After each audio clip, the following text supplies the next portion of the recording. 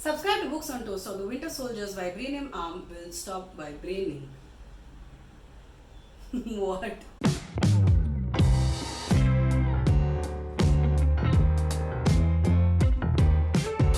So, you want to read Neil Gaiman? Well, I have good news for you. It is very easy to read Neil Gaiman, as it is very easy to look at Neil Gaiman, and it's very easy to listen to Neil Gaiman. I don't know if you guys can tell, I've been so subtle about it, but I'm a fan. Okay, so on April 1st this year, we played a teeny prank on our Instagram followers and we told them that we are going to be interviewing Neil Gaiman. Coming soon. And they fell for it, and then when we said April Fool, we got a whole bunch of death threats. I'm joking, we didn't get death threats. Books on Toast fans are way nice, but they were a little bit upset. So, as a small consolation, to replace Neil Gaiman, we decided to talk about his books. Some might say that's an even trade-off. So are you ready to read Gaiman? Now every time someone says, okay, I want to read Neil Gaiman, which should be the first book that I pick up, a lot of people come back with American Gods, and you know what I'm going to say to that? Wrong! Don't read American Gods. If you want to start reading Neil Gaiman, do not let American Gods be the first book you pick up, okay? Danger! Danger! Danger! Now that we've established what not to read first, let's start with what to read first. If you're a teenager or a tweenager looking to delve deep into the world of Neil Gaiman, then I would recommend The Graveyard Book. Graveyard Book is the story of nobody bought Omens, whose whole life, when he's a baby, his whole family is slaughtered by the man Jack, and but he doesn't realize that the baby has left the crib, and nobody just like toddles and reaches the nearby graveyard. Now in this graveyard, of course, there are ghosts, duh, and they all band together to take care of nobody Owens. It's the ghost and it's this mysterious gatekeeper. And then the rest of the book is filled with all of his adventures, which are really fun to read. The Graveyard Book has won the Newbery Medal, the Carnegie Medal, and the Hugo Award, so that should tell you how good it is. This book is for readers of all levels. It's especially good for beginners, for anyone of any age who wants to start reading Gaiman, because it's a great introduction to his style of writing, his magic, his whimsy, his sense of humor, the way he paints an entire universe with his words. Now there might be some of you who are like, oh my god, there are too many words in this, can't words.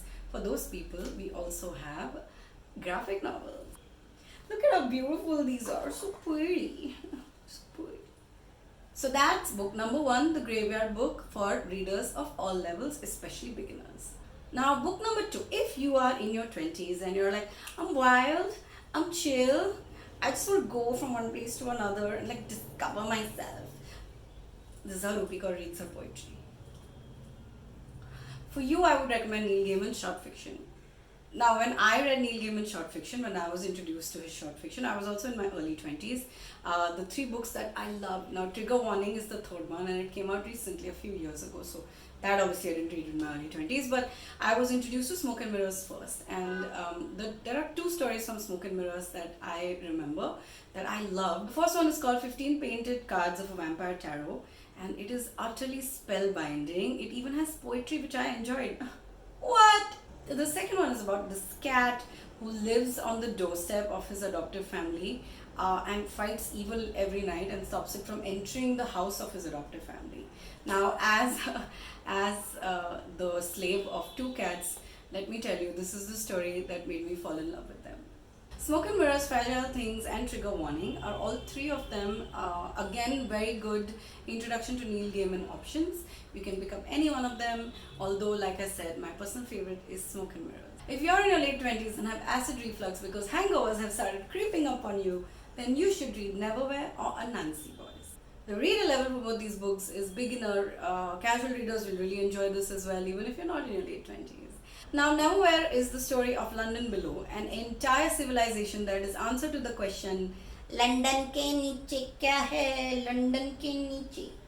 Be prepared to be wowed by Neil Gaiman's imagination as you go on a journey with a protagonist. His name is Richard Mayhew, and he descends into London sewers. It's not sewers, I'm just joking.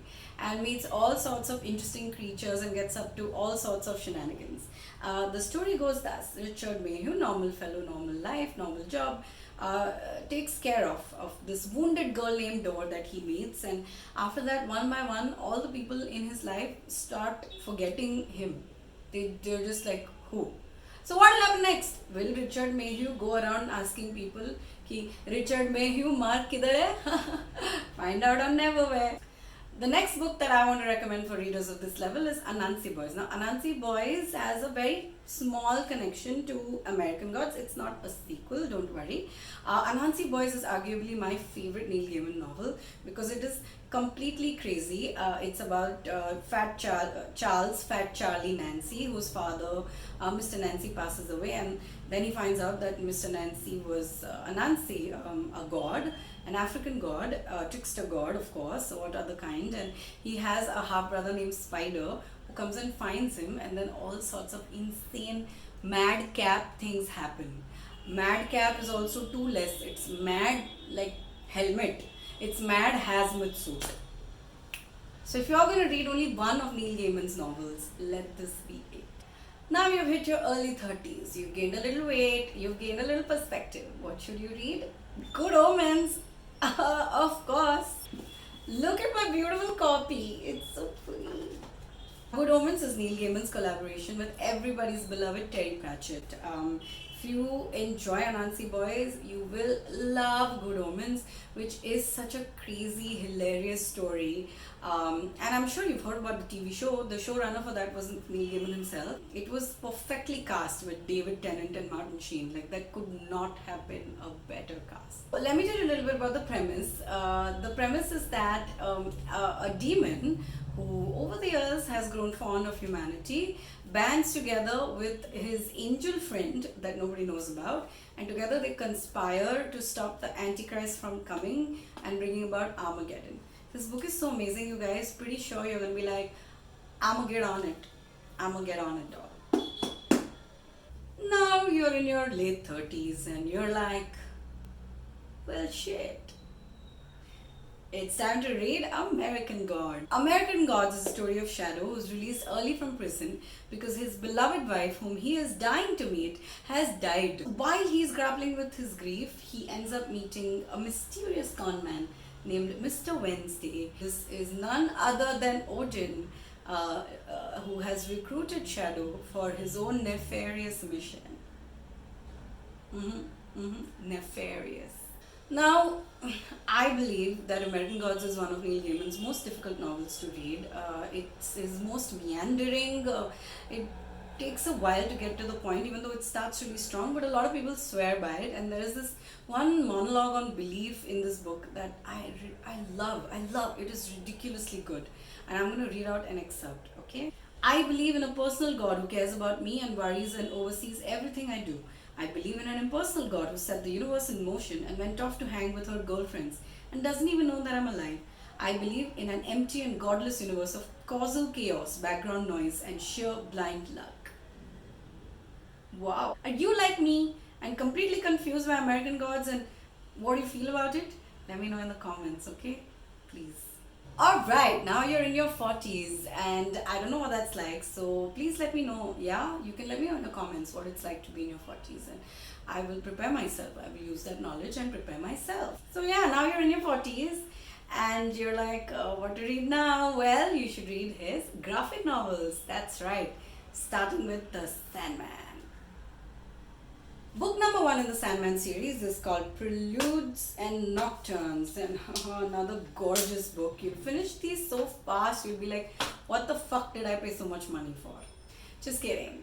Another important point why I'm asking you to read Sandman in your 40s is that's the only time you'll be able to afford the entire damn fucking series, yeah? So expensive. Sandman tells you the story of Dream, who looks and dresses suspiciously like one Mr. Neil Gaiman. Now, Dream, or Morpheus, is part of the Endless.